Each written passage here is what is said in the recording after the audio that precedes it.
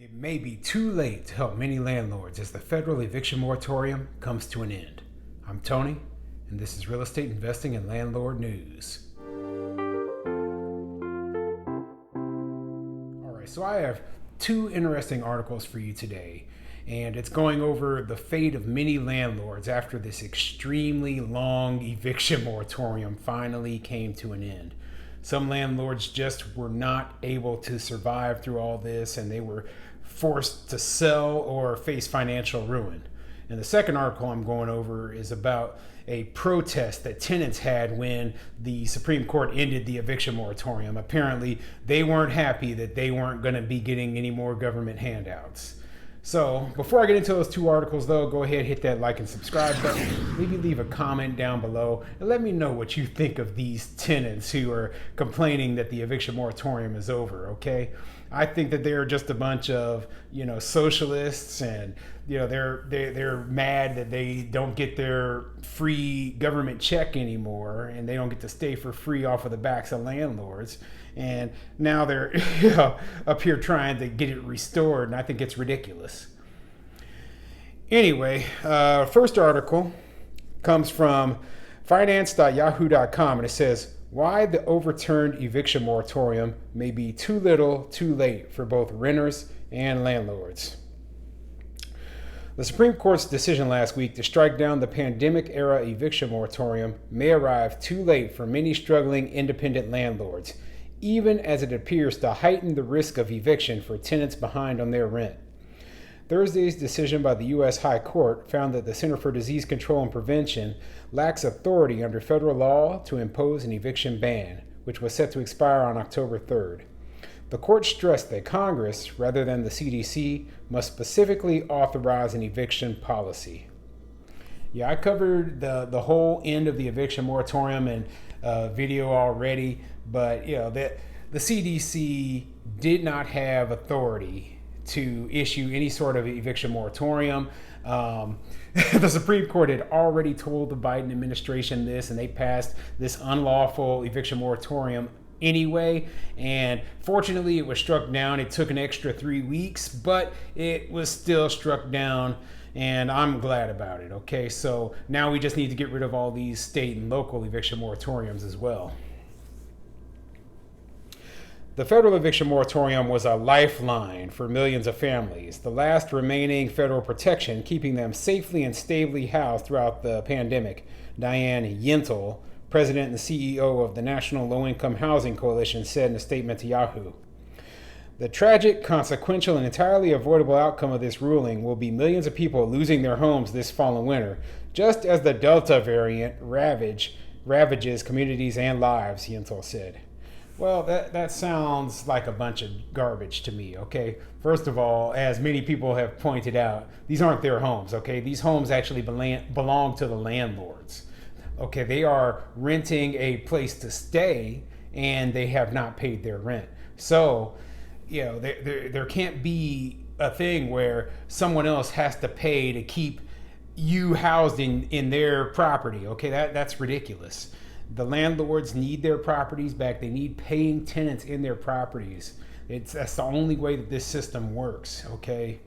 And I don't think it's a long-term solution, rental assistance, okay? I mean, we can't put everybody on Section 8. We can't have half the population of the country on Section 8, the government paying their housing for them. That just is not a solution to this problem. We need people to take personal responsibility for their finances, pay their own bills, make their own way. Okay, that's what this country is about. We're a capitalist society. That's what we do. At least half a dozen states, including New Jersey, California, New York, and Washington, have policies in place to protect renters to help keep families in their homes. You just can't flip a switch and evict people, said Paul Getty, CEO of First Guardian Group, a real estate investment and broker firm. The eviction process could take up months because of the backlog and the court system, he explained. You still need a legitimate case to do that. It's very problematic, Getty told Yahoo Finance. And he's right, okay? So just because the eviction moratorium has been waived doesn't mean that people will instantly be kicked out on the street and like, get out of here, and just, be on the street corner. No, we still have to go through the process. And that means that we have to go down to the courthouse, we have to file eviction, etc. And depending on which state or municipality you're in, it could be a very long or a very short process.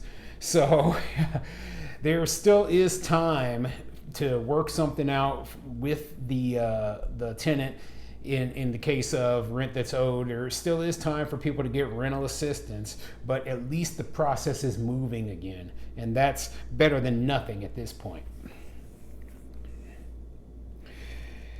However, the ruling doesn't mean renters in states without protections will be immediately removed from their homes, an outcome that appears all but certain to prolong the pain for mom and pop landlords struggling with mounting costs, some of whom haven't been paid by tenants in over a year.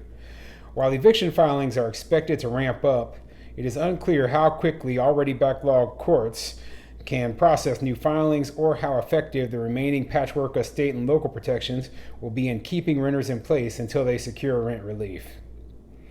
Yeah, I mean, that's all very, very true, and it's bad situation overall, especially for the small mom and pop landlords who have been just going months on end without getting rent.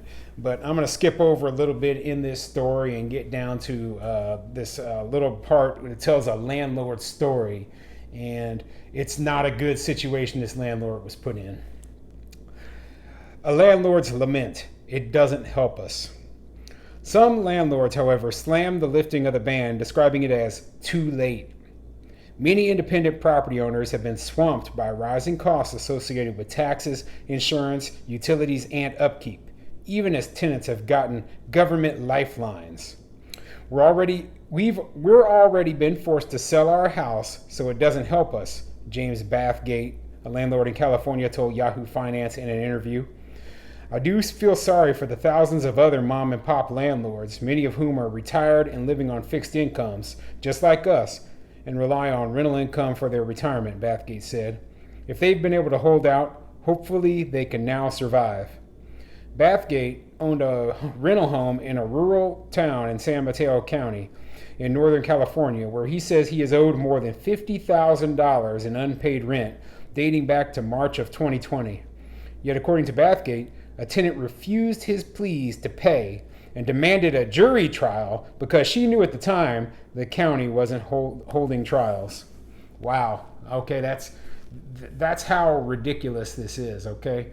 This guy forced to sell his property because he couldn't get that tenant out. He was $50,000 in debt and just drowning, okay? And he just was forced to sell because he had no other option. The tenant, on the other hand, refused to pay anything and demanded a jury trial, knowing that the county shut down the courts completely. So, yeah, I mean, a tenant taking advantage of the situation, not realizing that, hey, like, you're killing someone else's finances. You're hurting this other guy. This isn't about, this is nothing more than just stealing, just straight theft, okay? In my opinion. So if you owe somebody $50,000 and you refuse to pay them that money back, okay, then that is theft. You're stealing from that landlord. And I don't think that this landlord even will qualify for the rental assistance program based on what was written here because he sold the property. I don't know if you can file, a back claim for rent that was owed for a property you don't own anymore. I don't know how the rental assistance works exactly because I haven't had to deal with it, but I mean, I imagine that's going to be a very, very hard uphill battle trying to get any of this money back, especially if the tenant wasn't willing to cooperate with him when he actually owned the property. Why would the tenant suddenly be like, oh yeah, I'm going to make sure that you get that back rent that I owe you? No, I mean, I just don't see it as being possible. So this guy, basically he's screwed, okay? The government screwed him over with this eviction moratorium. That's why I said this is a obvious Fifth Amendment violation, putting these things in place, taking of private property without just compensation. Oh man, frustrating. So, second article I have for you today, it's coming out of Albuquerque, New Mexico, and it's basically they had the locals were protesting the end of the eviction moratorium. I knew that there would be tenants out there. Whenever you take away any of these, these social welfare programs, people, they don't want them taken away. It is one of those things people get used to getting that benefit, and they just think that they can just keep it forever, and that is not the case. Okay, that's why if socialism is implemented, it will be so hard to get rid of it. So I'm gonna show you a quick video from the protest and just let you know what I think of what's going on. Cancel the stadium! Cancel the stadium! Cancel the rent! Cancel the rent! Demonstrators took to the streets of Albuquerque today to protest the ruling. A few dozen protesters gathered along Central to demand that Congress step in and stop all evictions and foreclosures across the country. They also said the $50 to $70 million being considered for a new stadium for the New Mexico United soccer team would be better spent on housing. So yeah, as you can see in the video, it's just typical protest. A lot of people, they're not concerned at all about the landlords. They're not concerned at all about all the suffering we're going through, and they should be pushing for the rental assistance to get to the landlords faster. Now, New Mexico is one of those states that actually has their own state eviction moratorium going on, and so these tenants actually are still protected, but they're still pissed about the CDC eviction moratorium ending. So let's get into the article and see what it says.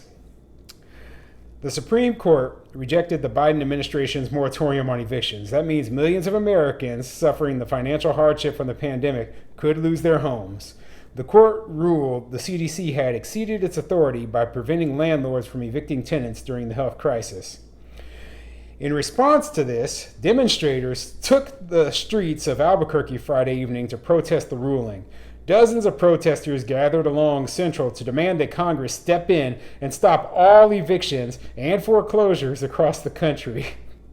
They said the $50 to $70 million being considered for a new stadium for the New Mexico United soccer team would be better spent on housing.